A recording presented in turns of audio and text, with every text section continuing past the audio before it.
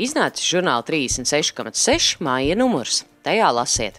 Vaisirdīgu dienas grāmatu žurnālam uzticējis vīrietis, kurš apprecējies 36 gadu vecumā un uzreiz kļūst par tēvu 3 bērniem.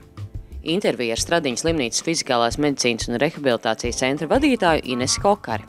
Vai pieaudzis cilvēks, kuram ir bail no ūdens un kurš kādreiz slīcis, var iemācīties peldēt? 36,6 eksperimentu dalībnieki apliecina, jā, tas tiešām ir iespējams. Kaut gan mūsdienu hormonālās kontracepcijas līdzekļi izraisa arvien mazāk blakņu, tomēr vairāk kā puse aptaujāto Latvijas sieviešu uzskata, ka tie ir kaitīgi veselībai. Kā gribētos atgūt tādas sejas aprises kā jaunībā?